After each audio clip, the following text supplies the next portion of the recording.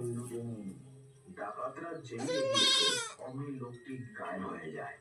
আরে কোথায় গেল লোকটা? ভুবন পাখিদের ভাষা জানতো। ও পাখিদের বলতে শুনেছিল যে ডাকাতরা আসছে, তাই ও লুকিয়ে পড়েছিল। কিছু দূর এগুতেই ওর একটি চিলের সাথে দেখা হয়। চিল, চিল, তুমি কি বলতে পারবে ফরাসি রাজকুমারীকে ডাকাতরা কোথায় লুকিয়ে রেখেছে? তুমি কি আমার ভাষা বুঝতে পারবে? হ্যাঁ হ্যাঁ, আমি বুঝতে পারবো। দেখো, জঙ্গলের ঠিক মধ্যখানে এক বিশাল গাছ আছে।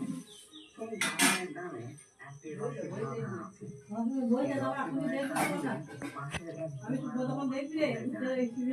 গুহাতেই রাজকুমারী বন্দী হয়ে আছে। চিল, তুমি খুব ভালো। বলো, আমি তোমার জন্য কি করতে পারি?